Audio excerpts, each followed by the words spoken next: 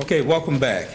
Okay, our first speaker is Dr. Dale K. Nasberry, who was appointed the 10th president of Muskegon Community College in 2009. Prior to joining MCC, Dr. Nasberry served as vice president and dean of academic affairs at Adrian College, while holding the ranks of professor of political science.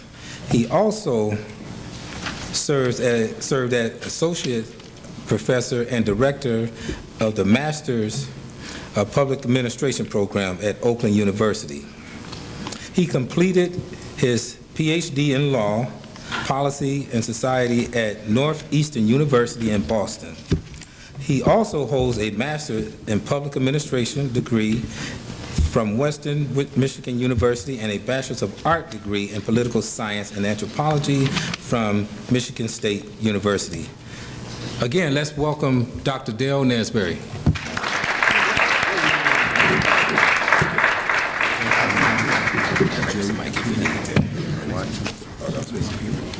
Okay, folks, I'll float around again.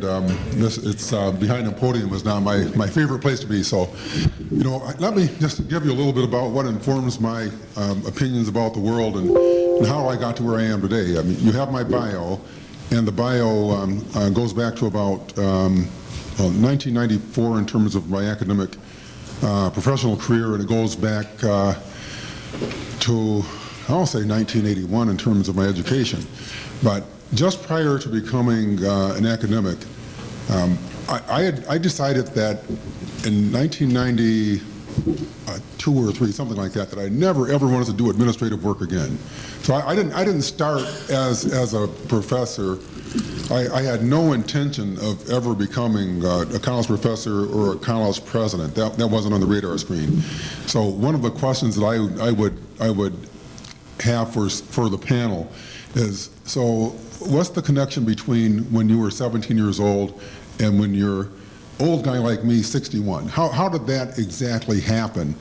And for me, it began when I was, you know, this tall. I mean, my parents, like many of our parents, they were not highly educated. My dad had a 10th grade education. My mom had an 8th grade education. But they gave us, I think, the best possible education that we could have gotten in the world. I was sharing with brother Willie Muhammad, who I don't see here right now.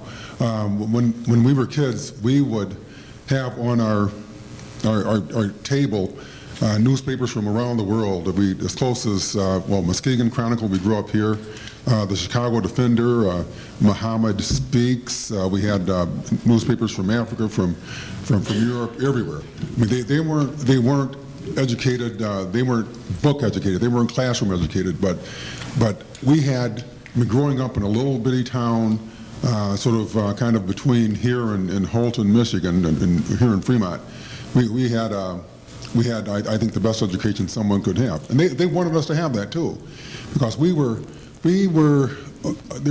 were 4 black families in Twin Lake in 1951 when my dad bought his home. You think about that, African-American male, 1951. If you were black, you literally could not get most of the loans that were available to white people. That is a fact. And if you wanted a loan, you had to work hard to get that loan, or you had to earn your own income, gain those resources, put that in the bank, or keep it under your pillow, as sometimes my parents would, and then take those dollars and buy what you needed, because you weren't going to get it from the bank. It wasn't going to happen. But somehow this 8th grade educated mom, this 10th grade educated dad, this World War II veteran, my dad, you know, I was kind of kidding before. I said I wasn't afraid of anybody in the world except for my mom. She was a wonderful woman. She was a wonderful woman. My dad was a wonderful man. But they were no joke. I mean, my dad was out there. I mean, he was fighting for the right to come back here and to be discriminated against. That's what he was fighting for. He didn't like that very much. So when he came back here, he was going to be damned if he was going to have someone tell him he couldn't buy a house. He was going to be damned if he was going to have someone tell him he could not buy a property. So to this day, if you drive out in 120 Twin Lake. You see there are two little blinking lights. They used to have one blinking light when I was a kid, right? Now they're upscale. They have two blinking lights. You make a right turn, and you go about a mile out. There is nothing out there, but you'll see there's a lake on the right side of Ryerson Road is what it is, on the left side of Ryerson Road. And that property on the left side of Ryerson Road is still in the family name and still owned by the family. And that was because my dad had the motivation to do what he did back at a time when if you were black, you were not going to be given anything. Everything that you got, you had to earn. So he earned that right to buy that property, and he shouldn't have had to work as hard as he did, but he did. And so that's the environment that I grew up in. So you know, I mean, my parents, they taught me that I should walk into a room thinking I'm probably the least intelligent person in the room, so I had to work harder than anybody else in that room. Even though when they said that, they didn't mean that they didn't think we were intelligent, but we were black growing up in an all-white community. Literally, I was the only black kid in my elementary school. Most of the kids, frankly, were very good kids. Parents were good, most of the teachers were good. Some were pretty crappy, some were hardcore racist. You know, I didn't know it at the time, but that's what they were. But my parents, they insulated us from that by encouraging us to do the things that we needed to do. You know, I didn't know it, but my mother and my grandmother, they would, you know, I wore glasses. So they called me professor. So I was like, why do they call me professor? I said, you know, what's that all about? So I'm this little dude walking around, you know, this tall. Yes, mom, I'm professor, yes, okay. So then I grow up and then I'm, you know, that 38 years, no, not that long, maybe 30 years down the road, that I'm a professor of political science. Who knew? But it's just what they put in my mind. That's what they thought that I could be. They taught me to think that way. Now, let me just circle back a little bit. I mentioned when I first stepped up to speak to you this afternoon that I said I'd never wanted to do administration again, which implies that I did administration before. So I am a proud alum of Reese Parker High School. I don't need any rockets out there. Got a couple rockets out there. I'm a very what is this? Oh, come on now, okay. I'm a very proud. This is going to get some barking out there. I'm a very proud alum of Michigan State University. Just yes, go green, go white. Let me see. Let me try this here. Oh, well, you can't quite see, but there's a Spartan helmet right back there, so, yes, sir. Very proud Spartan. A very, very, very proud, and I'll say this, the best degree that I earned was a Master of Public Administration degree from Western Michigan University. Yes, sir. Bronco, no doubt, no doubt. You know, I love Michigan State, but like Mr. Hawkins, like some of my colleagues, while I was in my freshman and sophomore years, you know, I could have worked a little bit harder when I was at State. Figured it out, and then ended up working for some time, then going back to graduate school. I should say a proud alum of Northeastern University in Boston, Massachusetts as well. But along the way, so I earned degrees. Again, I would have not been able to do that had I not had parents or people out in the community supporting me, helping me do that. That's what our job is. I see Dr. Renika Manat in the back of the room there. Renika just finished her doctorate. I'm going to say maybe, yes.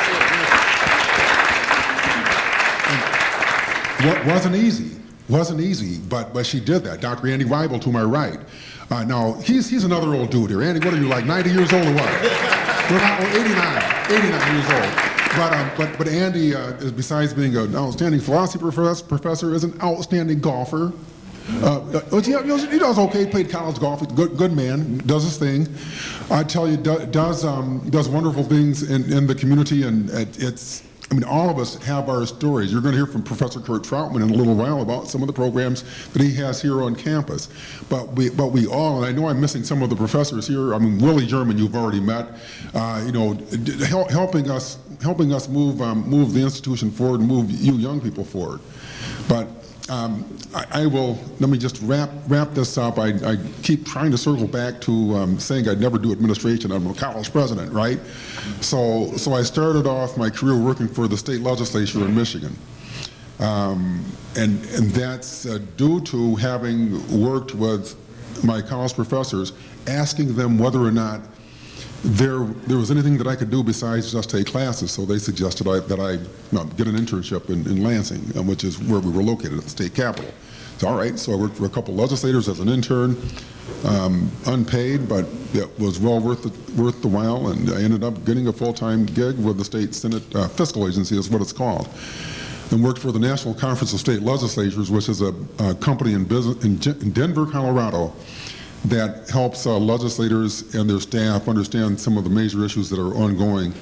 At the time, this was like the 1980s, so I'm in my administrative career, moving up and whatnot, but with the confidence that my parents had given me along the way to work in those kinds of circles.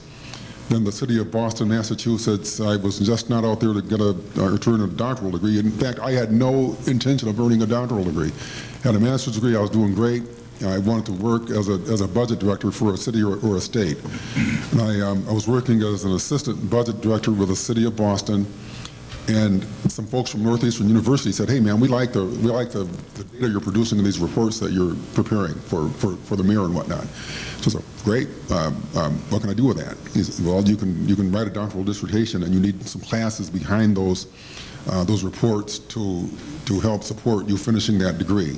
Again, not having any idea that was even a possibility, but I said, "Okay." We had 2 kids. I'd been married for probably 10 years by that time.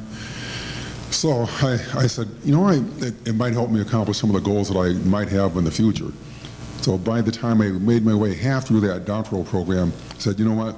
I'm just done with administration. I love working with students. I love the conversation," and that helped me change to becoming an academic and led me to where I am today. But just keep in mind that I don't know what you all want to do with your careers. You may not even be thinking about it. When I was 18 years old, I wanted to be a professional musician. I was playing gigs, I was making money. The most money I ever made was playing studio work, what's actually session work, to be more specific, recording for commercials and whatnot. That was real money, but there wasn't a lot of commercial gigs out there. Wasn't a lot of session work out there, so I ended up sticking with what college gave me, which was a degree, another degree, and the ability to do things that I never believed that I had the opportunity to do. So stay with education. Stay with that goal. To me, it's the single most important thing that you may do. I don't want to say it doesn't matter what degree, because it really does matter. You have to be motivated and passionate about what you would like to do. But I grew up, and like I said, I was a little dude, Twin Lake. There was no reason why I was going to grow up to be a college president or a professor or someone running a $400 million budget when I was 31 years old. Who knew that? So it's only because I was motivated to stick with education, and I had parents or had people around me who said, "Think about that, stick with it." You won't be able to motivate others if you can't do things that are going to help those people and help them achieve their goals. So with that, I am going to stop and turn the microphone over to the next person, but thank you very much for your time. All right, let's give it up one more time for Dr. Dale Nasberry, president of Muskegon Community College. And what we're going to do, we're going to move on, and you're going to write down your notes, and you're going to ask questions after each panelist speaks. So therefore, we can engage the audience with more questions. Okay? Our next speaker coming up. Actually, we decided we're going to sit here and talk. Okay. Okay, let's see. In that case, I have Mr. Ismael Enriquez, who was born and raised in Texas, spent his youth traveling the Midwest as a migrant worker. He received his GED soon after dropping out as a senior.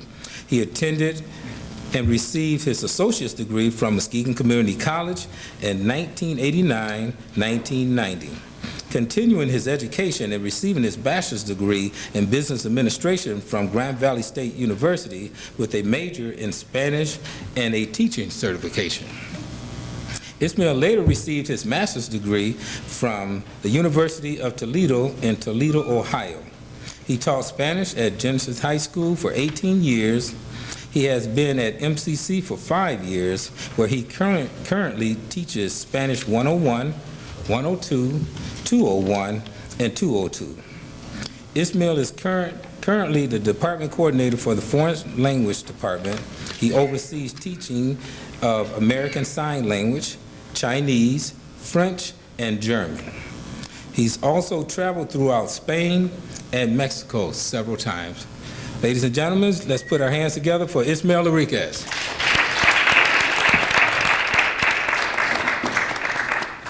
Well, I guess, you know, as what I've been listening to people talk, there's a lot of things that I can relate to.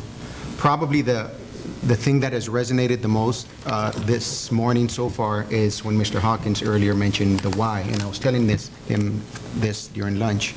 When I started here at MCC way back in '86, I didn't have a why. I thought I did. As I said earlier, I started here at MCC to be a TV repairman, thinking that that's where I should be, because prior to that, being a migrant worker, whenever I enrolled, or my father forced me to enroll in a school, the counselors would ask me about myself, and I would tell them where I was from, that I was a migrant worker, and so consequently, they put me in the basic classes, and they always said, well, let's put you in an industrial course. So I always went into metal shop, wood shop, electricity, some kind of vocational training. And so when I started here, I just followed that mentality, thinking, well, this is what I've been told by educators, that this is what I should do, and so that's what I did. And after 2 semesters here at MCC, taking technical math, technical English, starting with basic electronics, I just realized that that was not for me, and I dropped out. So I didn't have a why. I didn't have a real awareness of what it is that motivated me to want to stick with education or to pursue any kind of career or degree. And then that's when I just started taking courses here of things that interested me. So fortunately, I had a friend who had just graduated from GVSU, and he told me to just take classes I like, and then he said, you ever thought about being a teacher? You seem to have the kind of personality that would work well with teenagers, and so I just kind of laughed that off. So I took courses here and to see what I liked, and I said, you know what, I'm going to take Spanish because I think it'll be an easy grade. Well, I got a D+, my first 2 semesters. My mother never learned English, by the way, so it was always Spanish at home, but formal Spanish opposed to everyday Spanish can be different, just like English at home or out or hanging out with your friends, as opposed to proper formal English. So, but lo and behold, I realized I found that I enjoyed learning Spanish. I enjoyed studying about history and different cultures. And then I just became more aware about the world and growing up or seeing things beyond just the narrow focus that I had been told that I needed to follow. And so my why suddenly started to realize itself. I became more aware about not just my Latino culture, but about just the world in general, languages, different cultures, and then that's what I began to study and decided to focus my career on that. And so my why eventually became, well, I realized, I should say, that my why was really just my family, my parents. My mother had a 3rd grade education, never learned English, born in the United States. I'm a 4th generation American. My father had a 6th grade education and spoke very broken English. But they taught me the best skill that they could teach me, and that was my first language, which is Spanish, and now I make a decent living off of it. And they taught me a good work ethic, and they gave me some good morals and ethics to live by, I believe. And so my why became my family, my close-knit friends, and eventually just trying to perfect my career, my craft, and that being teaching a foreign language. And hopefully just motivating people and inspiring them to just see the world in a different way. So, thanks.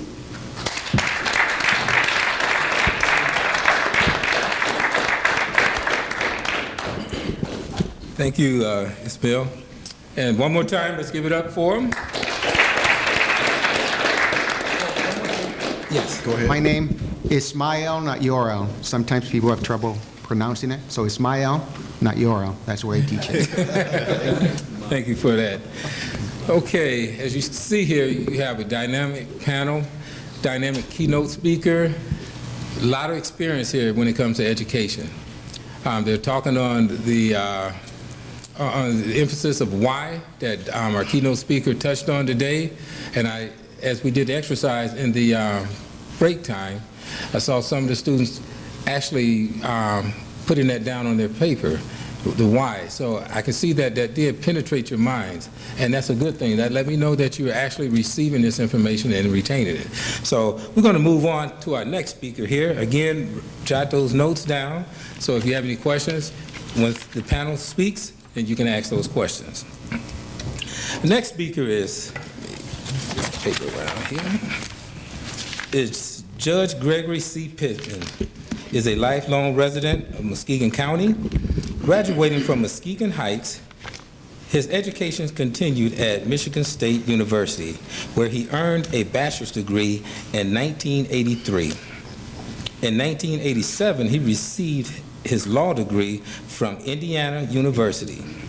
Work experience has included a stint with the Michigan Department of Commerce, staff attorney with the Kent County Public Defender's Office, and private practice with the Muskegon law firm of Williams, Hughes, Carwin, and Sinninger. Judge Pittman also served as magistrate in the 6th District Court and is an adjunct faculty member at Muskegon Community College. On January 6, 1989, Governor John Engler appointed Judge Pittman to the Muskegon County Probate Bench. His appointment also filled the final slot in the Circuit Court Family Division.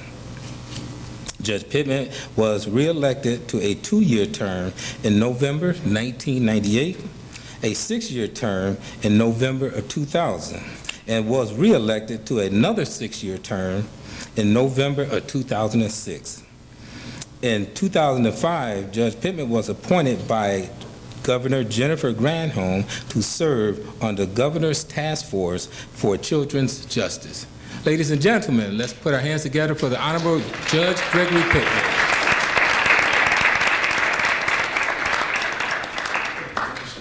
Okay, there you go, sir. You're going to find a happy medium between walking and sitting.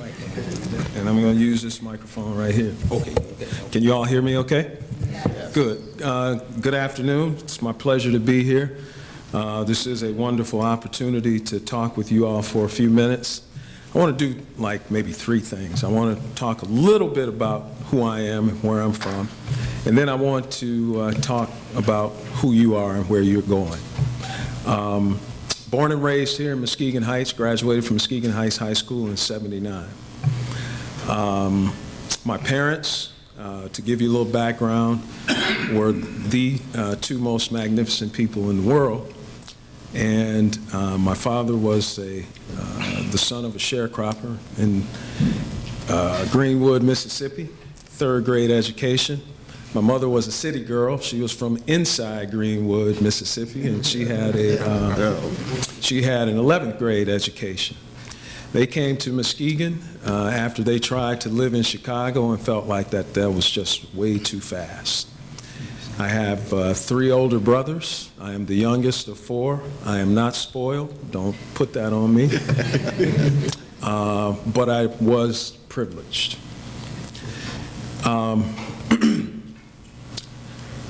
The why, and I like that you've kind of given us something to revolve around here, Mr. Hawkins. The why is because I'm supposed to. The why is because I am intended to be here because the people in my life intended for me to be here. And that's not everybody's story. But it would be so incredibly disingenuous of me to stand up here and talk about how I made me into who I am, when that's not the truth. The truth is that I had people who invested in my life from the minute I hit earth until right now at age 56, who decided that they saw something in me that would resonate well enough to become who, whatever I am, I've become. And that's not a bad story either.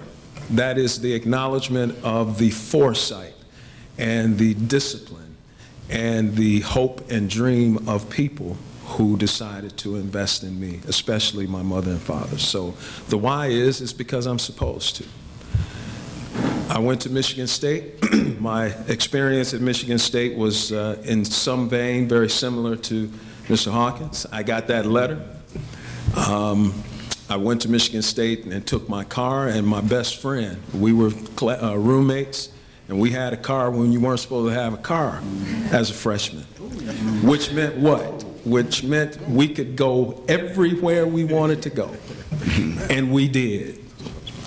And in particular, we decided we were going to go over towards Mr. Hawkins's corner of Michigan.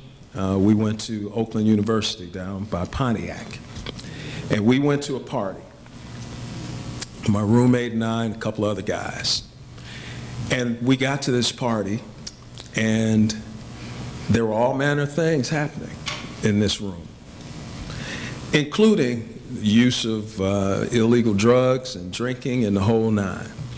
We were approached by a guy that we had never met. And he basically offered, you know, hey man, y'all have a good time. We got everything you want. We got the oak, we got the coke, we got whatever you need. And here I am, this kid from Muskegon Heights, on my own, in the middle of a room with a number of people that I don't know, but certainly feeling the pressure of whatever they are doing, that this is the challenge for me to kind of begin to figure out who I am. And my roommate and I looked at each other, my homeboy from right here, who's now a physician, he's a doctor in Mississippi. And we looked at each other, and if we could have gotten away with it, we would have held each other and kind of just hugged each other right then. Because we were being challenged. We were being challenged about who we were going to be. See, if it's wrong in Muskegon Heights when you were a senior in high school in 1979, it's wrong at Oakland University when you're a freshman from Michigan State University in 1980. And we had to make the decision at that moment that either we were going to be true to who we thought we were going to be, or we were going to become somebody else that somebody else had in mind for us to be. That's the challenge that you're going to face. One of the things Mr. Hawkins said in his comments to you, which I think is very sage advice, is you're going to probably see adversity. The only thing I would do is I would remove probably. You will see adversity. You will be challenged. We were challenged that particular evening to decide whether or not we were going to be true to who we had been raised to be and where we were intending to go. Because on that road that we were intending to go, there was nothing like open coke that was available and necessary to get you where you wanted to be. We respectfully declined. We got back out of that place, got in the car, drove back to East Lansing, and said, whew, that was close. You're going to have that moment. It's a defining moment. Don't fail. Do not fail. So I got the letter that acknowledged the fact that my car was there and we were at every party and doing everything that we could possibly do. And it was at that moment, and my parents are both deceased, and they went to their grave not knowing about me being on probation. And back in that day, grades were mailed to you. I think somebody mentioned that. and I slept next to the mailbox. And I recall my father, who had, a couple of my brothers had gone on to college, knowing that at some point you're supposed to get some grades.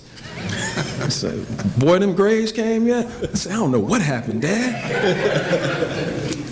And I was able to get back out of there and never showed them the very substandard first quarter that I produced that year. But I left resolved with the idea that I'm living below my standards. There's a standard. The why is because I'm supposed to.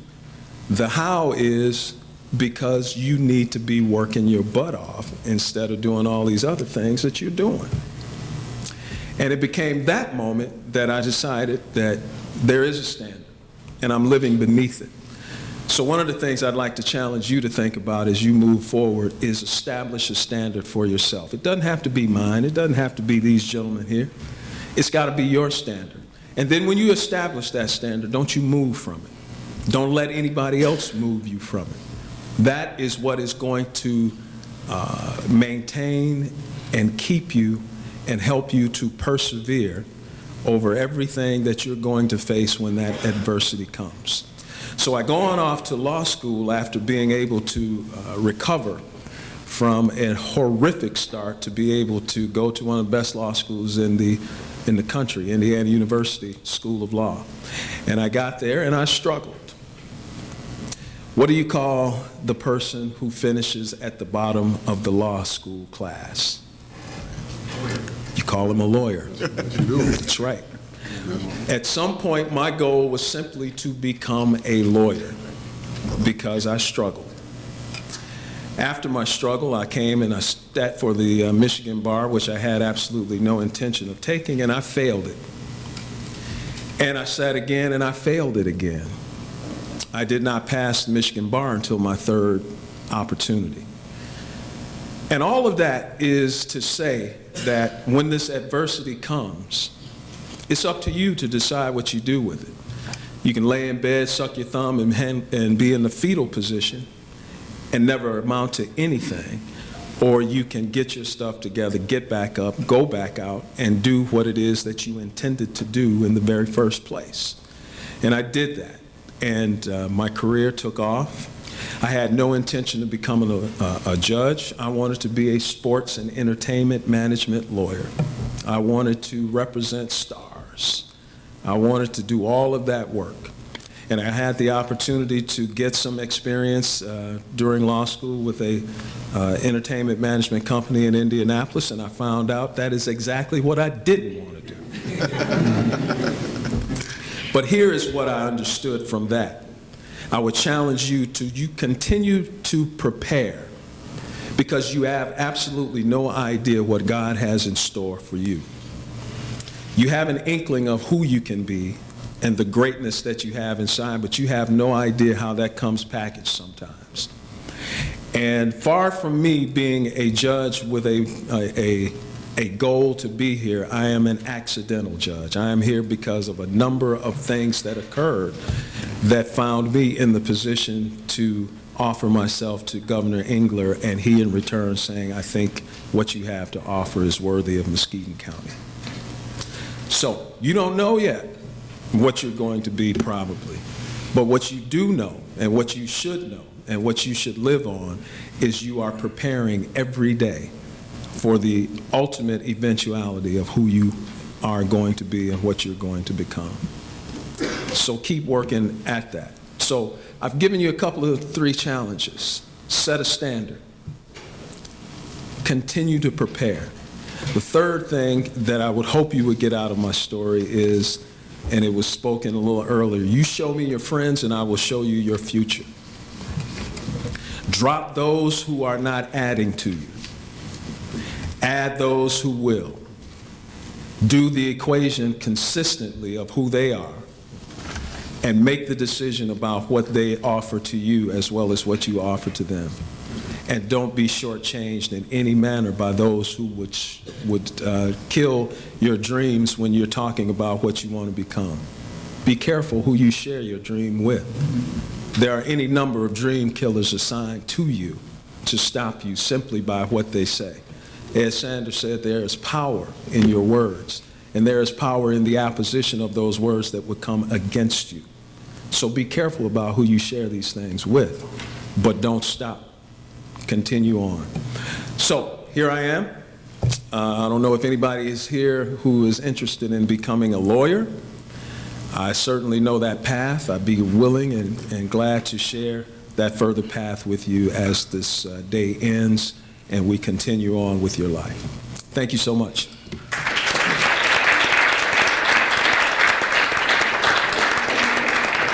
Thank you, Judge Pittman.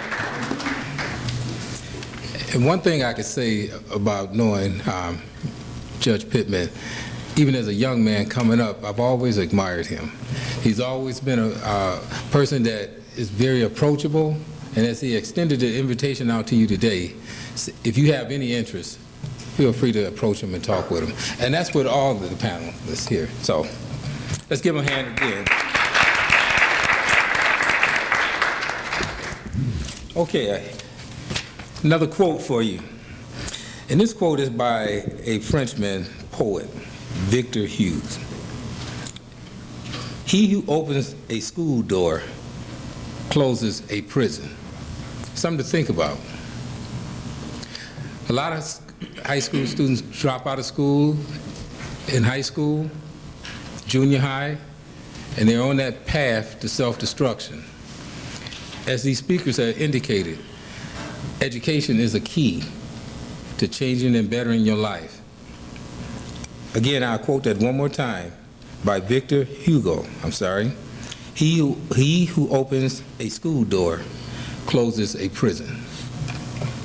Moving on to our next speaker, we have Dr. John Selmon, who began his career at Muskegon Community College in 2011 as Vice President of Student Services and Administration, and was promoted to the Provost Executive Vice President. Dr. Selmon serves as the Executive Dean of Student Services at Lake Michigan College in Benton Harbor, and he worked in the student services arena at Kennesaw State University in Atlanta, Georgia. He had a lengthy 18-year tenure with the Davenport University system, where he held numerous administrative roles and titles, and up to including the system's group president. Dr. Selmon earned his Master's of Art in Educational Leadership and doctoral in Educational Leadership from Eastern Michigan University in 1997 and 2005, respectively. He also has a Bachelor's in Science and Education from the University of Nebraska-Lincoln and is a graduate of 2 prestigious college leadership programs, Harvard University's Management Development Program, and the American Association State Colleges of University Millennium Leadership Institute in Washington, D.C. He has earned other numerous academic and athletic awards, which includes 2 Hall of Fame inductions. Ladies and gentlemen, welcome our Provost and Executive Vice President, Dr. John Selmon.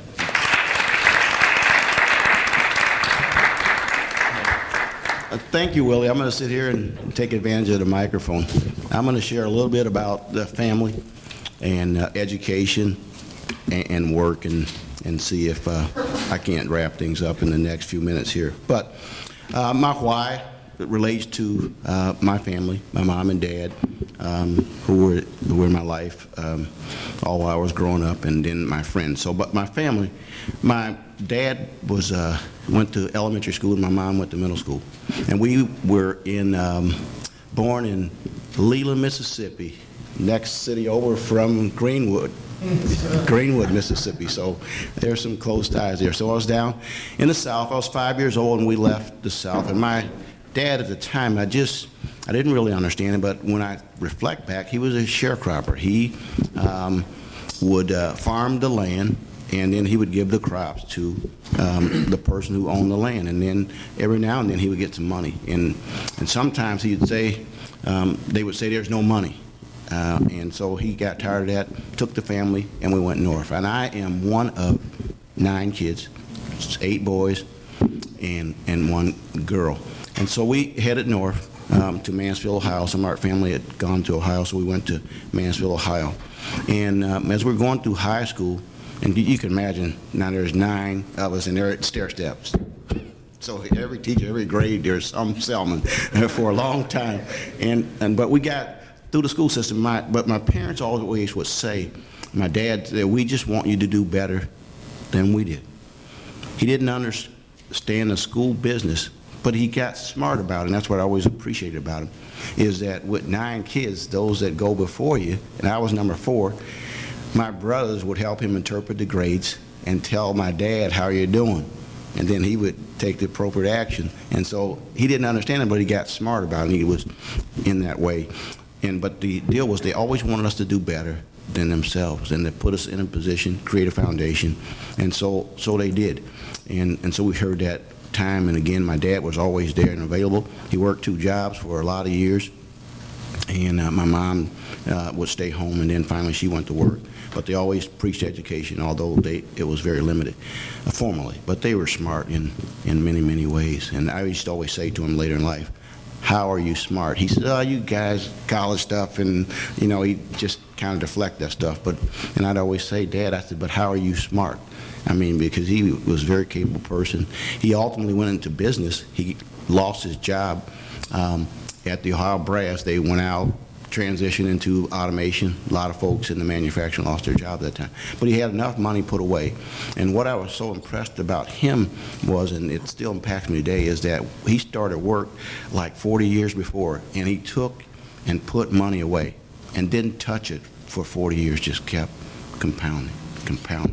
And it always impressed me, because I still try to do that today. I can't do that today. It was a very valuable skill, because he had acquired a lot of money, was able to, all 9 kids, to buy you a car, to help you with education. He didn't pay for it all, but he did help us in a lot of ways. So I remember that piece. But my parents were there, and they were influential in my life.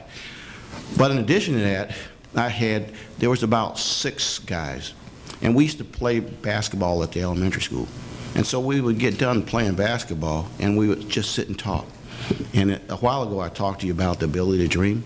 We would talk about college. We had no clue in elementary what college was like. We just heard people talk about it. And so it was really 2 tracks. You could go to the military, or you could go to college. And so we always would talk about that. And as time went on, we were talking about 4th, 5th grade. As time went on, we started to behave. And I talked to you a little earlier about how you might start to behave the way that you're thinking. And so we started to behave like that, and we started to do things that would relate to college. We started filling out college applications. We started talking about college. We started visiting college campuses. And so these 6 guys, all 6 of us would go to college at different places, but we'd all complete and finish.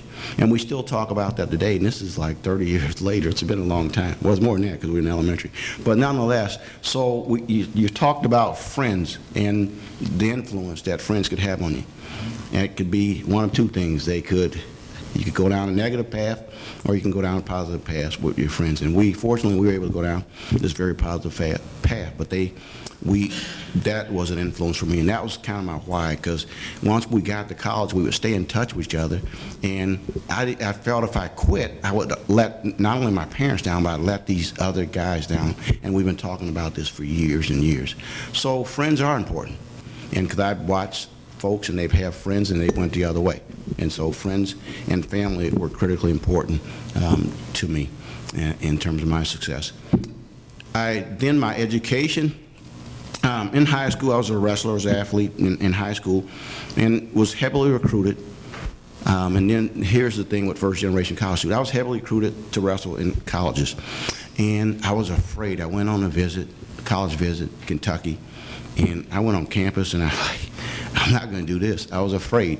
And I had 3 older brothers, but nobody had been to college. They went to the military, and so I was afraid. So I went to college campus, and I did not take off, had a scholarship, but didn't go.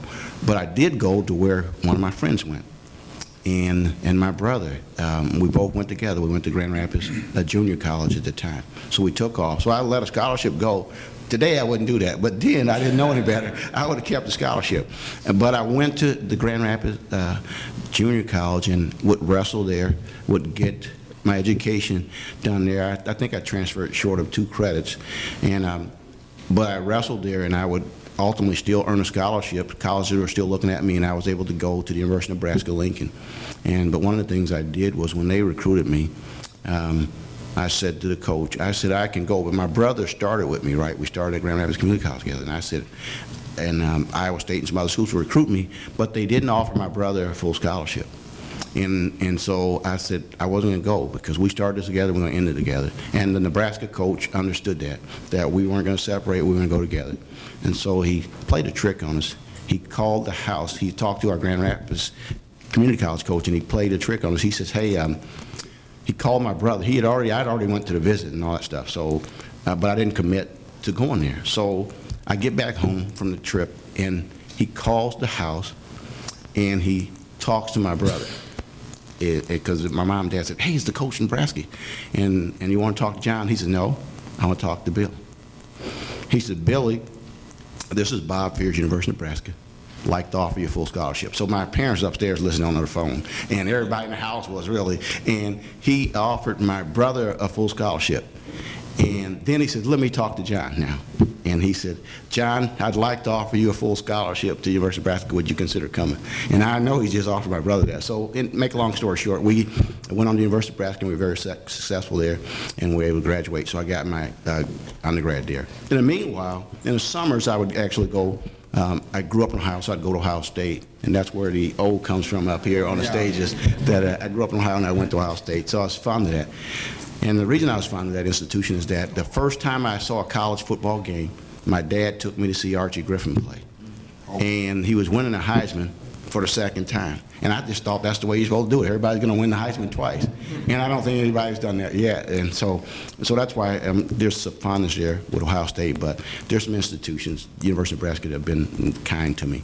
And speaking of relationships, one of the things you want some relationships and friends, and I bring it up because the University of Nebraska coach called me maybe 2 months ago, and he is being inducted into the National Hall of Fame in Pittsburgh. As a matter of fact, I'm taking off my wife and my daughter. We're going tomorrow. On Sunday, he's being recognized, and he wanted me to come, and I hadn't talked to him like in 30 years, and he said, hey, John's Coach Fears, he said, I want you to come out here. I want you to be a part of the celebration because you were part of the beginning. And so, make a long story short, it's just one of those special moments. And you'll meet some special people, and that's a special moment for me, and it'll be there tomorrow. So the education piece, then I would get done with the University of Nebraska, then I'd go on to, I started off at Western Michigan University, and because I know that degrees matter at some point. You need to get a degree. So I always look for some advanced education. Started off at Western, and then I would move to the other side of the state and finish up at Eastern with my master's, and then go on and get my doctorate. And so I was persistent, and I knew that was important in the workplace, because there are some jobs that it requires a special degree and special level degree. And so I wanted to be the best that I possibly could be, because that's what my parents always instilled in me. And so I wanted to get some additional education, and so I'd go on and get that advanced coursework done. But one of the things that I guess that I would share with you, I know you've heard a lot of good stories here, is that, and what I always look for, and I tell my kids, I got a daughter and son, who had the very different conversations at home about education that I didn't have when I was growing up, and so they've been fortunate and blessed in that way. But one of the things I always say to kids, though, because they see you in these positions and they think, oh, great, how nice. I said, they are nice. I said, but what I'd like for you all to think about is, what does it look like along the way? That's the important piece, because there's a journey. I don't care where you're going, there's a journey. And there's going to be some ups and downs, and there's going to be some adversity.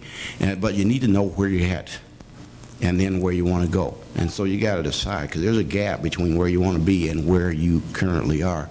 And so you got to understand what it looks like along the way so that you know you're on the path, because that's the stuff that keeps you going.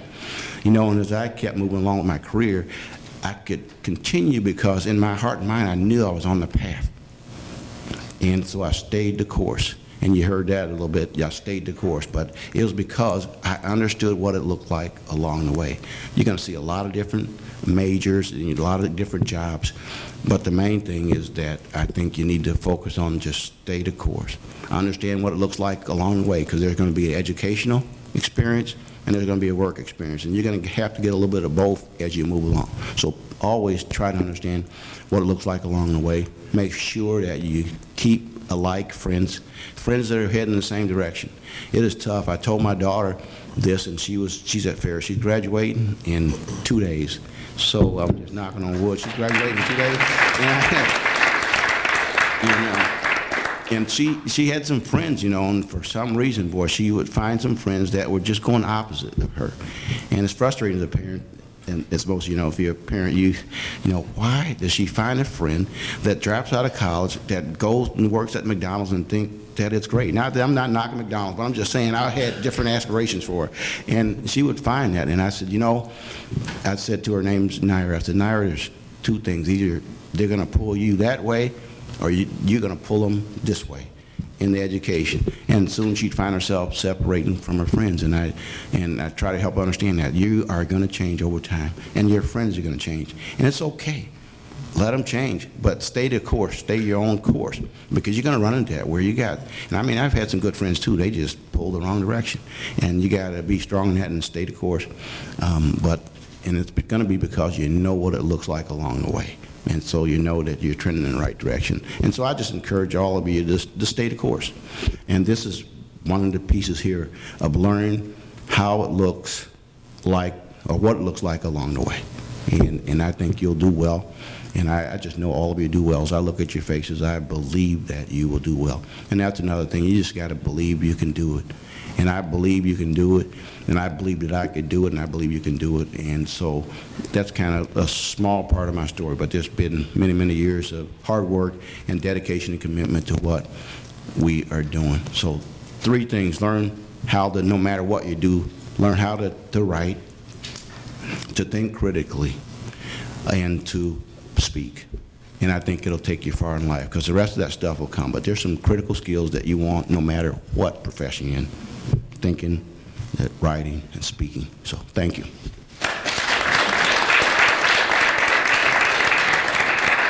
Thank you, Dr. Selman. Let's give him one more hand.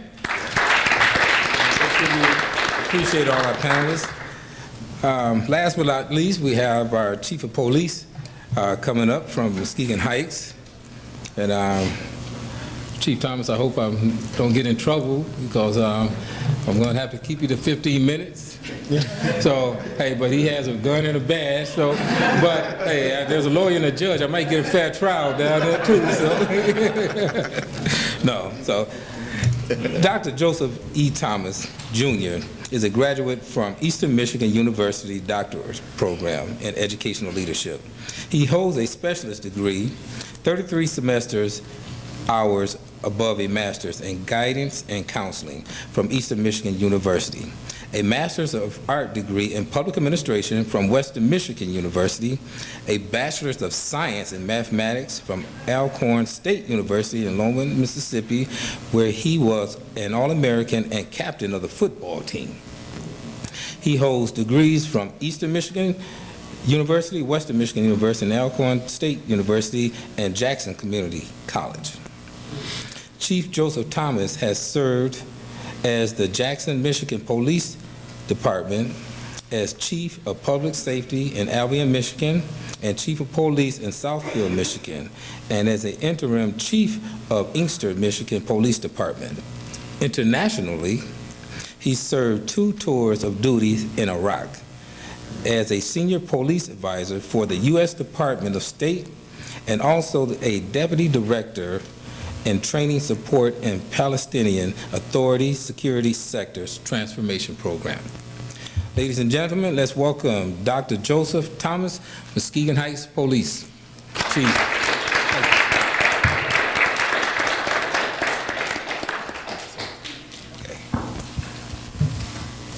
Can you hear me now? Okay. I've already told you where I was born and so forth the last time I was up here. Now I'm going to give you a little additional background. When I was growing up, I had no idea what education was all about. My mother had a 4th grade education, Dad had a 6th grade education. But I did notice one thing while living on a cotton plantation outside of Clarksville, Mississippi, is that the plantation owner treated my father a little bit differently because he could count. So therefore, he was a straw boss. That's another word for you. People get paid based upon what he said they should get. How much cotton you pick, my dad would count. Would weigh your cotton and kept records of it. And I noticed that was different. And they told me, they said, you're going to make a brother and a sister. That's another long story. They didn't make it, okay? My brother's dead and my sister got in high school. But they made sure that you're going to make it. You're going to get what they call book learning. That meant they wanted me to stay in school. And I stayed in school because God gave me something very, very unusual. God gave me the ability to listen. You got one mouth and two ears. You should be listening twice as much.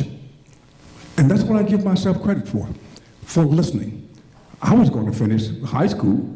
I was going to marry Doris, and I was going to work at the service station down the street. Because I had no idea. College? Only smart people went to college. My coach came to me, George Green. He said, son, do you want to play college football? And I said, who, me? He said, yeah. He said, they're going to be looking at you Friday night. He said, you know what? You need to play your best game. He said, let me tell you how to do this. And he took me over to the side, and he talked to me and a running back named Clarence Burke. When I got there, after that game, I got a phone call from Southern Illinois University and Alcorn A.M. College. That's what they called it then. And said, son, we want you to play football for us. And I said, okay, that's cool. My mom and dad didn't have a whole lot of money, and dad gave me some background and gave me some information that I never did forget. He said, son, don't be like me. I'm making a lot of mistakes. Don't you make those mistakes. My mother said the same thing. She agreed with him. He is making a lot of mistakes. Don't do like your sister and your brother. I went, wow, okay, that's good information they gave me. When I graduated from high school, my father didn't have any money.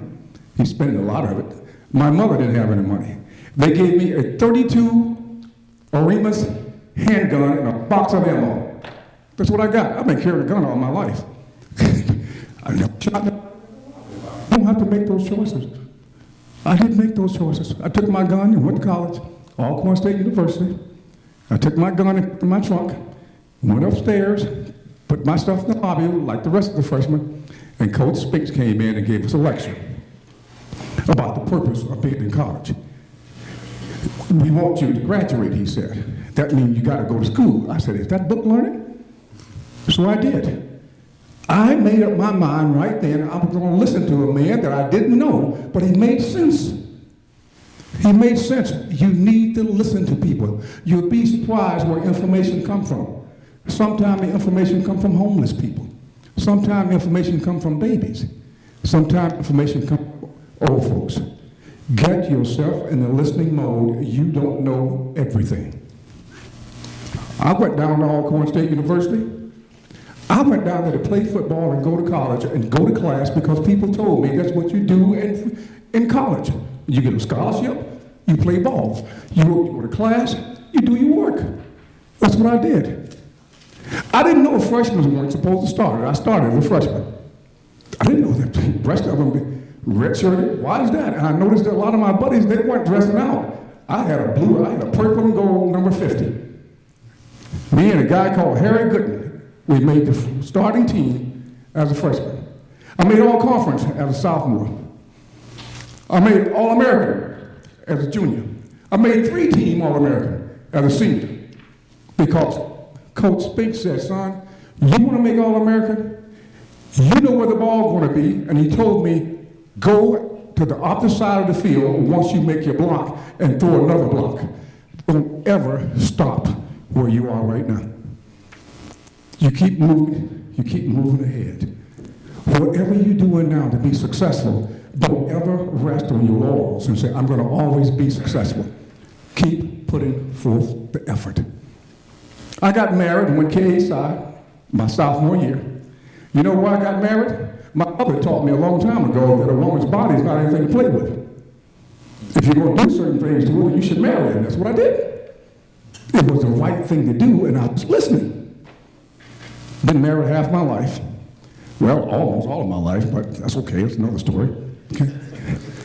So when I got to my senior year, I got drafted by the San Diego Chargers. And I went to their camp and said, hey, I'm Joe Thomas, 3-team All-American, Alcorn State University. You couldn't tell me nothing. You know what they told me? They said, yeah, Joe, I want you to do me a favor. I want you to go in that room over there and sit down and have a seat with those other 26 3-team All-Americans. Whoa. I thought I was the best thing that came through Mississippi since cold beer and toilet paper. You can't tell me, you mean somebody else doing what I'm doing? Folks, if you don't keep producing, you don't start listening and keep moving forward, you'll get replaced. That woman will find somebody else. That person, that job you got, you can be replaced. You gotta produce every day. You got to learn something every day. I took notes. I got a half page of notes. You remember he just told you I had 5 degrees? Why am I taking notes? Because I'm learning. I'm learning something today. So I went to camp, and I didn't play for San Diego. I practiced with them. I got cut in 2 weeks. 2 weeks, they gave me $1,000 and a bus ticket back to Clarksville, Mississippi. And there I was. But I did something unusual. I had a degree in math because they told me I had to go to school. Goodyear Tire and Rubber offered me a job running a Banbury. A Banbury is a rubber mixing machine. They recruited me from HBCU and took me to Akron, Ohio to learn how to run this big new machine. It took math. Mixing rubber is a mathematical formula. And I mixed the rubber for the first Goodyear steel belted radio. It's one of my claims to fame. Got a picture of the paper. Me and all those folks that I didn't know, okay? Brought my wife over there, and that's how I got to Michigan. But I knew, remember the story I told you about the police officer, the way they treated me on Jackson State campus? Remember that? This morning? I'm the same guy, okay? But at any rate, I knew I wanted to be a police officer. The first time I applied to be a police officer in a place called Jackson, Michigan, I got turned down because they were looking for police officers with 2 years of college, and I had a 4-year degree. Now, you know what time it is, don't you? Bob Johnson and I had college degrees. They didn't want us in their college, not that department, because they knew we were going to pass those exams. They said, well, see, you boys up here, you think that you're going to be a chief someday. They're right. Bob became a chief, and so did I. That's exactly what we wanted to do. So I decided that I'm going to do something very, very unusual, and that is listen to Martin Luther King. Remember I told you about Martin Luther King? Martin Luther King taught me that, you know what, you haven't gotten the money, I still didn't have the money, you need to educate yourself. So that's what I decided to do. So that's how I got those 5 degrees. And all of a sudden, somebody called me from a place called the PITTMAN and said, you know what, can I get you to start training my general officers? I've been following your career. Remember I told you, he just told you that this is my 5th command, and I've been chief in 4 of them. I want you to come in and teach general officers. Why is that? War is going to change. We're going to have female fighting wars now, and the 4-star generals don't get it. 21 years ago, they called me to the Pentagon and took me over to the White House and swore me in as a 2-star general, United States Army Reserve. I got a commission directly from the Pentagon. They said, can you come over here and teach? Oh, by the way, that name is not Iraq, it's Iraq. That's how you pronounce it. You were correct. Okay, somebody told you how to pronounce that word. I don't know why we call it Iraq, but it's not, it's Iraq. But at any rate, I helped build a college on Baghdad Police College campus. Baghdad Police College is equivalent to our high school. And they wanted a real university. So I built a college and called it a university using a community college outline, part of from Oakland Community College and Oakland University. Dr. Nasbier and I started a lot of programs, and some of the stuff that we did at Oakland University, I did in another country. Because I was putting something back because they were our allies. Then, still are. That means that you got to put something back. Sometimes you're going to put something back with people that don't look like you, nor believe in what you believe in. But they're going to be part of you. They're going to be part of the forward momentum. You can't live by yourself. You can meet a stranger and change their mind. You know when somebody is smoking dope. I was around it. My dad used to do crazy stuff. My brother was strung out on drugs. My sister's strung out on drugs now. I looked at that and said, you know what, maybe I shouldn't do that. That's not good. I've never put anything in my body and didn't start drinking until I was 23 years old when I became a police officer in Jackson. I persevered 3 years of people telling me no, that I was not worthy of becoming a police officer. But I kept trying. You know who helped me? Other people. Ferris Carpets Jr. You look at my dissertation. I dedicated my dissertation to Ferris Carpets Jr., the town drunk. He had urinated all over himself. He said, boy, let me tell you how you get to be a police officer here. You need to do this, and I'm saying, what's this drunk going to tell me? He convinced me to go back to school. I had a 4-year degree. If you look at my resume, I got my 4-year degree 6 years after my bachelor's degree because I had some bad habits. You got to do what they call self-analysis. You know in your heart of hearts that you're not doing the right thing. You got to listen to yourself. Somebody at this table says set standards. Set high standards for yourself. Now don't set them too high now, because don't forget now, I was going to play pro football. Okay, it didn't work. You got to have plan A, B, C, D, and E, and F. God has a tendency to play tricks on you. Okay? God got a sense of humor, but I'll tell you about that. He'll put you in position, you say, oh my God, why am I here? Okay? But if you are flexible, you set your standards, you listen to people, you put something back, you keep yourself on a straight and narrow, you're going to be okay. And you got to watch your friends now. Remember that? A lot of us telling you that. Because I got people in Muskegon Heights right now. I got a kid driving a brand new Lexus and has no job. Really? You can do that? We know what he's doing. He think that we don't know who he is. About 3 o'clock, he's going to find out that I know who he is. Because I got a special unit over there to look for him. But you need to start thinking right now. I told some lady a story. Somebody mentioned savings. When I was in Southfield, Michigan, I'm a retired police chief from Southfield, Michigan. I put $20 a pay period in an account with T. Rowe Price. Every time I got a raise, I gave myself a raise. Not my retirement. 20 years of chief of police in the city of Southfield. When I retired, I had $250,000 in my personal account. I got land all over the state of Michigan. And I'm not that fortunate. But I listen to people. Somebody told me about savings. Rosa Parks said, put something back. Martin Luther King said, educate yourself. I didn't know those people, but I've met them, but they took a liking to me. Listen to people. I didn't run around with drug dealers. I didn't run around with people that got themselves in trouble. That's bad. I knew that was bad. My heart of hearts. My mother said, I want you to get book learning. I'm still going to school. I'm a professional student. I'm still going to school. So my message to you is don't take people lightly. This young man right here, I got a gun older than him. Okay? I got ammo older than him. I got a belt older than this boy. Okay? And I got a half page of notes from him. You never know how God's going to bless you. So you listen to everybody. Separate the good from the bad. You know what the good is, and you know what the bad is. So I'm going to put this mic down, because I know you need to ask some questions, and I got a drug raid coming around, so I need to be someplace else. Because I got news of people that think that I don't know what they're doing. Thank you. Let's give it up again for Dr. Joseph Chief Thomas. Thank you very much.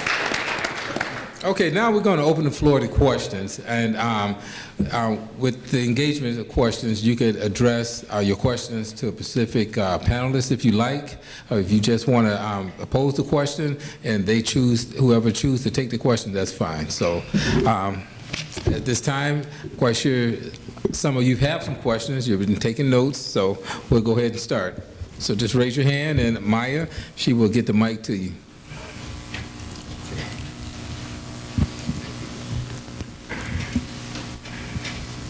Hello.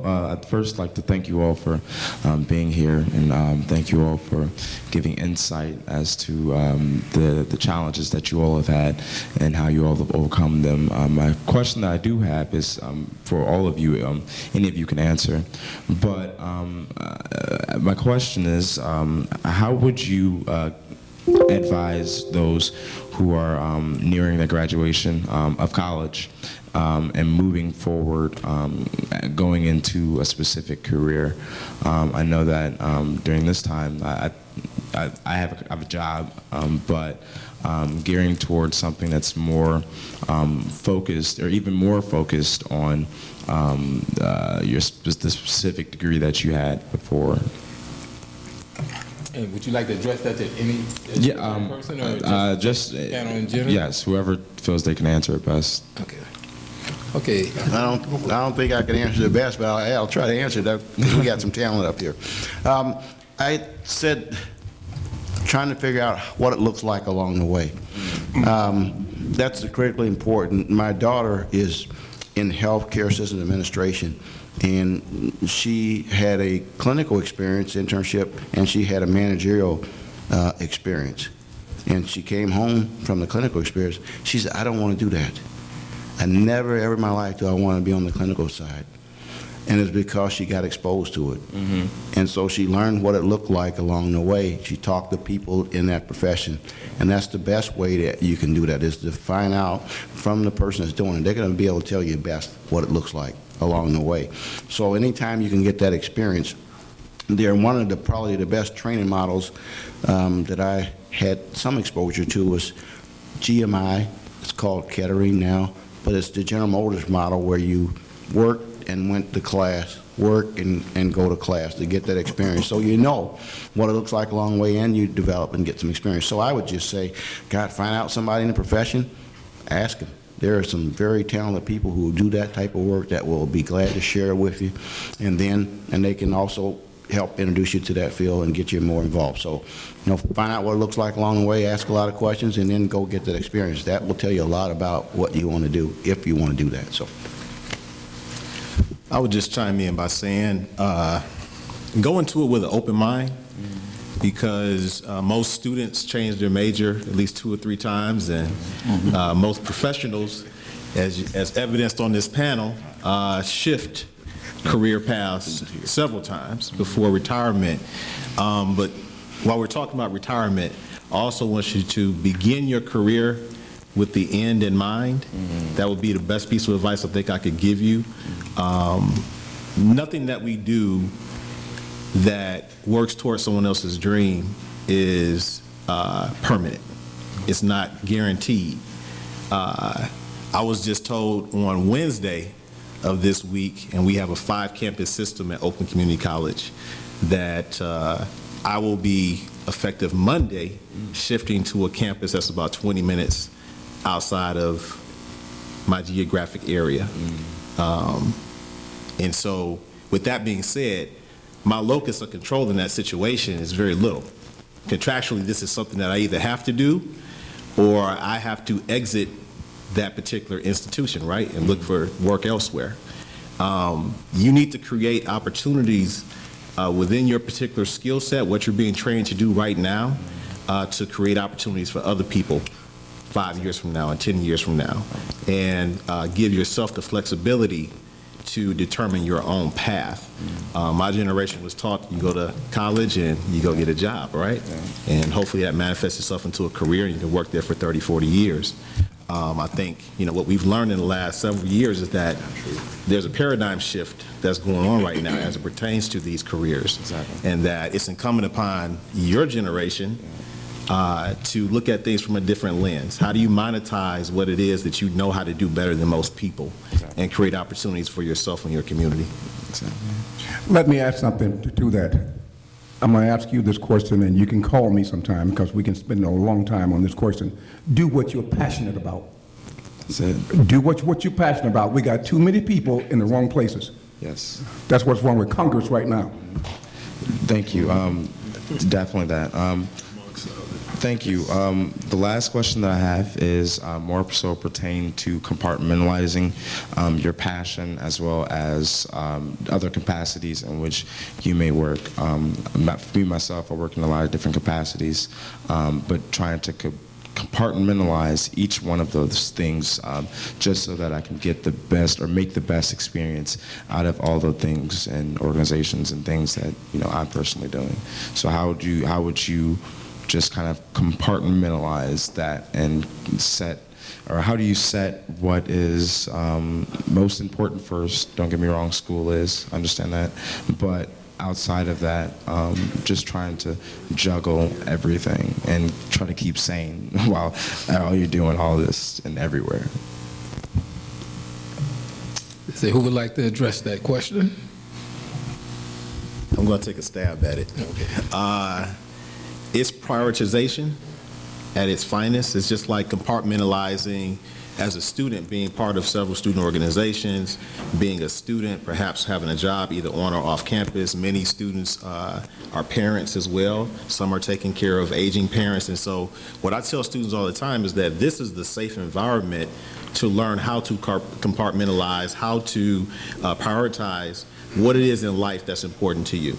And naturally, some of those things are going to fall off the table, or they may be pushed back a year or two in terms of priorities that you're going to be addressing in the immediate future. But you want to at least have one or two things that you are passionate about, and that and that's going to drive how you spend those 24 hours. If someone has found the 25th hour in a day, please let me know where to find it. So you need to make the most of that 24 hours, and that means that you have to be very intentional about what it is you're passionate about, what it is you're good at, and that should help you prioritize what those action items are going to be for you on a week in, week out basis, day in, day out basis. I'll dive in on that as well. I would suggest that whatever you do, however you set your priorities, I would attempt to the best of your ability to look ahead 5 to 10 years. Because some of the things you're doing right now will change dramatically. Some of the jobs that exist currently will not exist in the future. I had a conversation, I was at a conference, we were discussing truck driving school. You can't get enough truck drivers out there right now to serve the need that in this case, our nation requires. 10 years from now, truck driving as a business for individuals is going to be largely gone. I mean, you think about those Google cars that are driving around right now. The Ford Motor Company has a plan right at this moment to have a fleet of trucks driving themselves in less than 4 years. And you track that out a couple, 3 or 4 years down the road. They don't need guys. They have a nephew who drives truck. He's been driving truck for, I don't know, probably 15, 20 years. But 10 years from now, he won't be, because there's going to be trucks driving themselves. So if you set a priority for yourself, just kind of try to think about where you think that business is going to be. And again, all of you out there, you have the use of technology that that I didn't have growing up. But I went to college on a composition scholarship. So I wrote music, wrote it down on a sheet of paper. I was in business, man. I was doing very well. Now you don't do that. I mean, there are multiple software applications that you may use to keyboard out what you'd like to write. You can actually use other techniques to write music. So that skill that I had, if I wanted to use Pro Tools, which is a software application, I can go that route.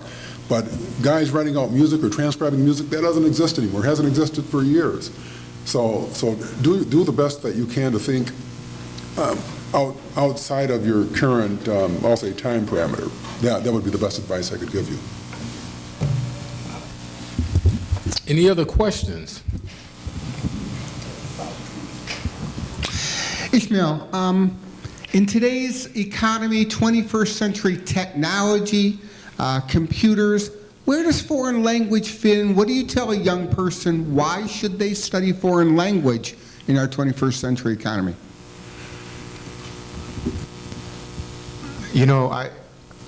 Technology will be a tool in a foreign language classroom. Communication ultimately being one of the most hate to sound a little philosophical here, but just some of those basic human elements. Verbal communication between human beings in different languages, a machine it'll be very difficult for a machine to duplicate, because there's so much that encompasses what one wants to say with certain words that I don't believe technology can replace. So I think technology will always be a tool. It can be an aid, but I don't believe it can be a replacement. I think technology is making the world smaller, and I think it's making it more important to learn a foreign language. So I think we in the United States need to see language from a different prism, probably more similar to that of Europe, where here, I was once told by an administrator, not here, this is years ago, why do we need to learn a foreign language if the business world, the norm, the standard is English?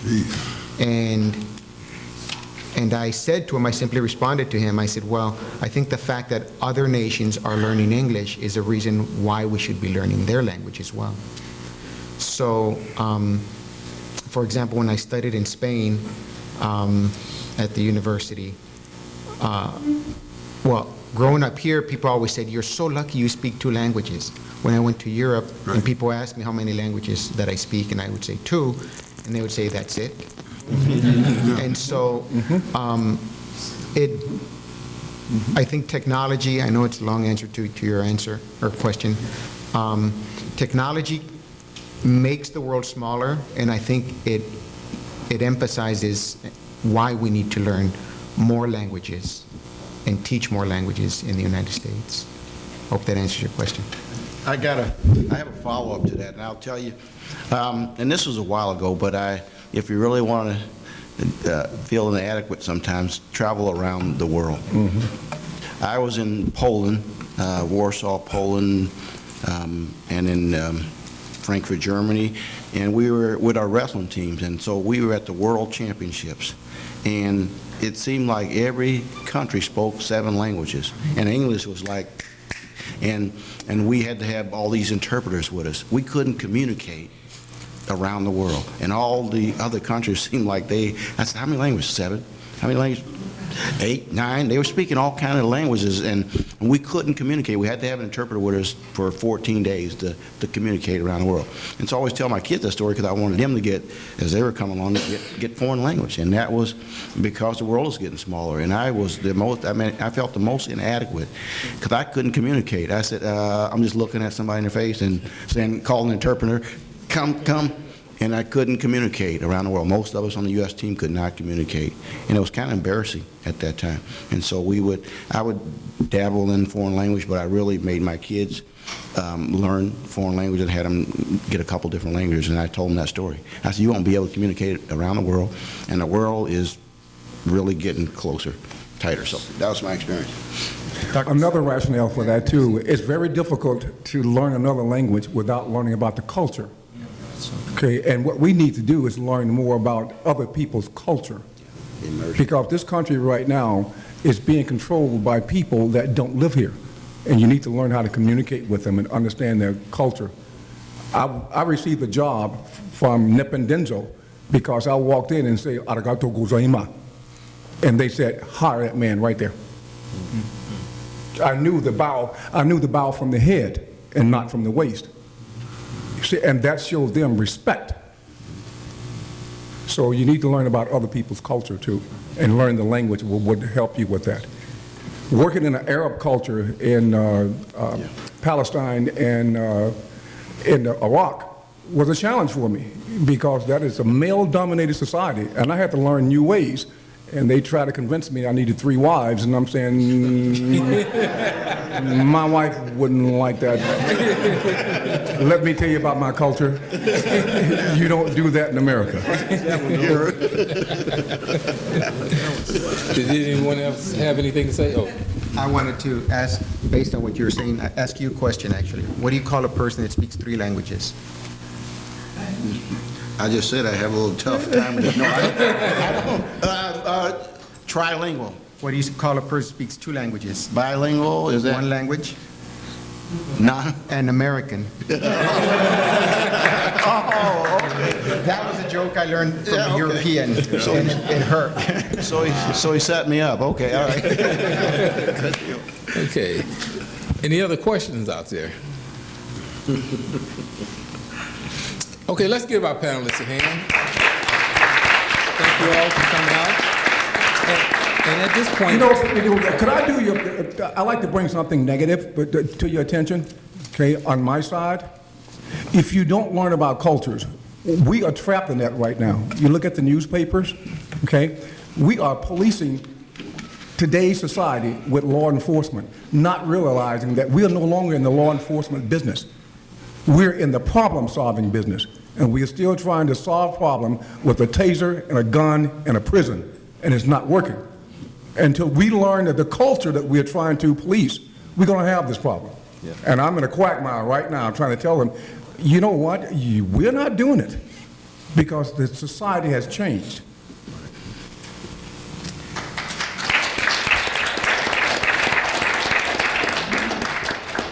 okay, also on the agenda, I'd like to bring up Mr. Kurt Troutman. If you'd like to come up, Mr. Troutman.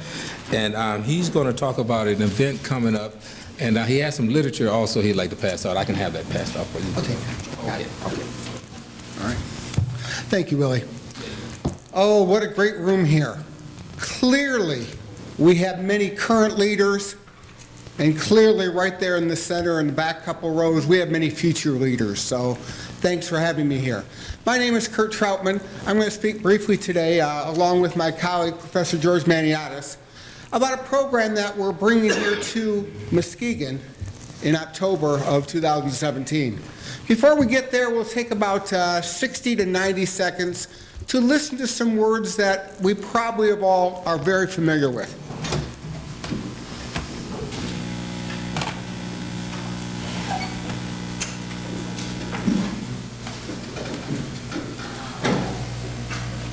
I say to you today, my friend, so even though we face the difficulties of today and tomorrow, I still have a dream.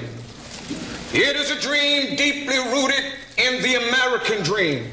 I have a dream that one day this nation will rise up, live out the true meaning of its creed. We hold these truths to be self-evident, that all men are created equal. I have a dream that one day on the red hills of Georgia, sons of former slaves and the sons of former slave owners will be able to sit down together at the table of brotherhood. I have a dream that one day even the state of Mississippi, a state sweltering with the heat of injustice, sweltering with the heat of oppression, be transformed into an oasis of freedom and justice. I have a dream. My 4 little children. Certainly some words that we're all familiar with, spoken by a man you're probably not familiar with. This was Reverend Stephen Ferguson. I had a chance to meet him last month. I took a group of 20 high school students from Oak Ridge, as well as dual enrolled students here at MCC, down to Selma, Alabama, for a 52nd anniversary commemorative bridge walk. And Stephen Ferguson is a Martin Luther King performer.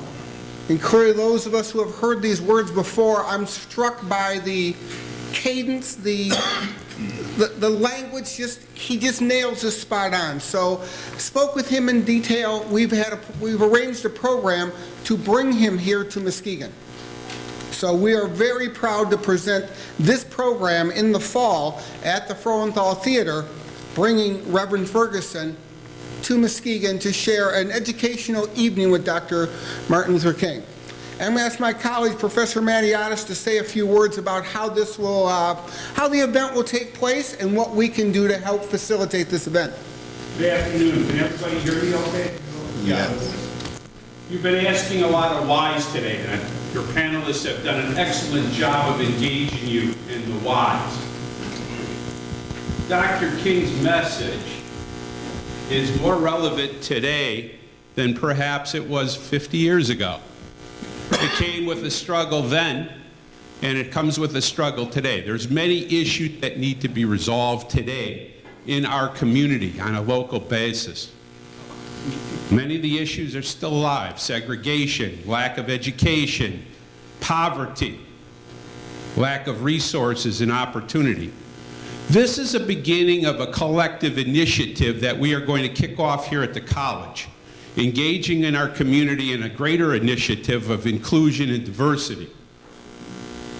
How you fit in and how we fit in is understanding who Dr. King was and why that message is as apropos and as relevant as it is today, 2017, as opposed to 1963. Many of our students, when we play those words, they can identify Dr. King. They say, yeah, he has a birthday in January. We get a Monday off. And that's all they know. They know he had a dream of it, you know, people getting together, but that's it. We know him, but we don't know him. We're going to revisit him in great depth, because my job and Mr. Troutman's job is, we're historians. We teach at the college level. And you learn from your past so you don't labor in the mistakes of the past. You look forward to better things.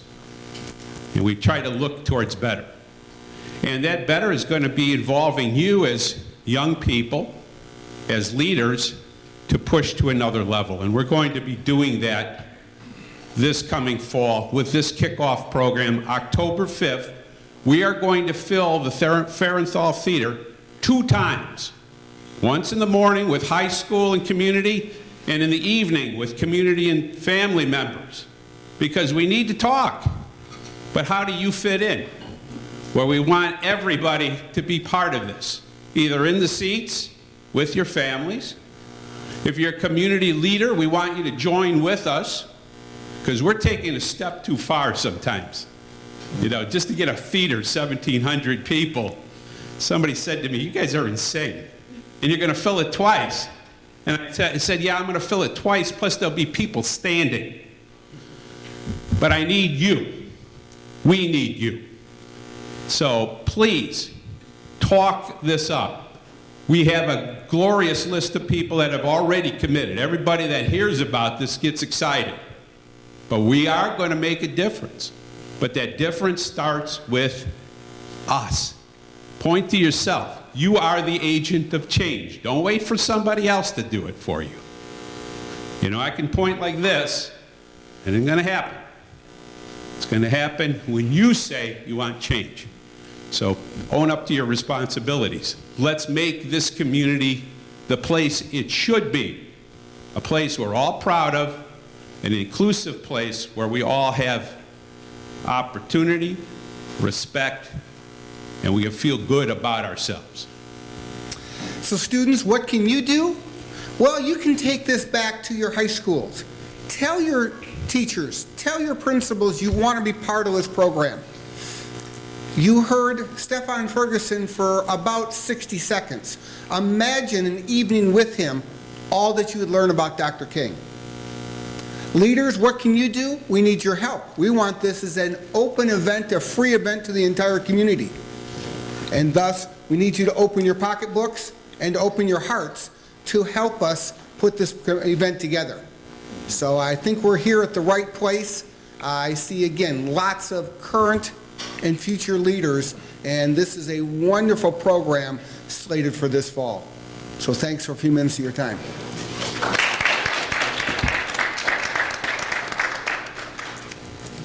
Thank you, Mr. Maniotis and Mr. Troutman, for that information.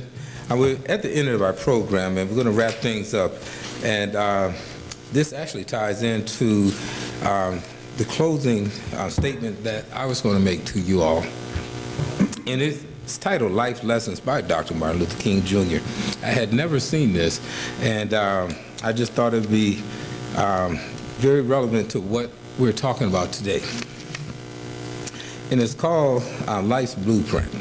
Some of you may have heard this. And Dr. King states, he says, I want to ask you a question. And that question is, what is your life's blueprint? This is the most important and critical period of your lives. For what you do now and what you decide to do now at this age may determine which way you shall go in life. Whenever a building is constructed, you usually have an architect who draws a blueprint that serves as a pattern, as a guide, as a model for those who are to build the building. And the building is not well erected without a good, solid blueprint. Now, each of you are in the process of building your structures in your life. And the question is whether you have a proper, solid, and sound blueprint. I want to suggest some things that you should have in your life's blueprint. Number one, in your life's blueprint should be a deep belief of your own dignity, in your own worth, and your own self-boldness.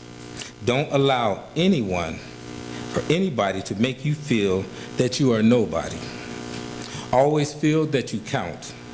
Always feel that you have worth, and always feel that your life has ultimate significance. Secondly, in your life's blueprint, you must have a basic principle that determines to achieve excellence in your various fields of endeavor. You're going to be deciding in the days and as the years unfold what you would do in your life and what your life's works would be. Once you discover what it would be, set out to do it, and do it well. And I say to you, my young friends, the doors are open to each of you. Doors of opportunity to each of you that were not open to your mothers, your fathers. And the great challenge facing you is to be ready when those doors open. Thank you, and that was by Dr. Martin Luther King. Thank you.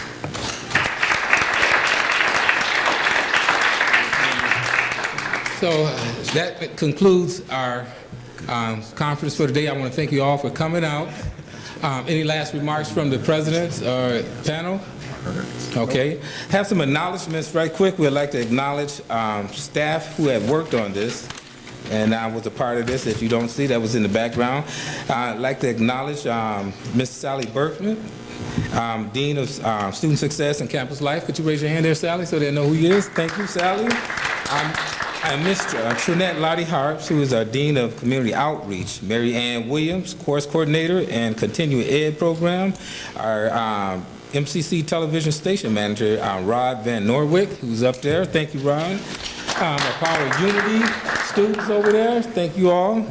Henrietta Hadley, Business Development Consultant. Stephanie Briggs, MCC Director of Admissions. Cindy DeBus, Executive Assistant to the President. George Sharp, Enrollment Service Representative. Paulin Holleran, MCC Student Service Administrative Secretary. And our graphic designer for the flyers and programs, Allison Cooper. And we also had some sponsors, and that's what we want to look forward to next year if we decide to do this again. You can sponsor students, and we'd like to see this place filled up because we have a lot of students out there, and people and businesses can sponsor students to be part of this event. And I'd like to acknowledge MCC Security Officer, Mr. Pete Riley, who works here at MCC, Business Department Coordinator, Irene Church, I sponsored a couple. Director Robert Ross and Maggie Jones, Trio Upper Bound. Bernard Latimer and Chauncey Williams of Muskegon High School, and with the Young Brothers. We see a lot of you in here.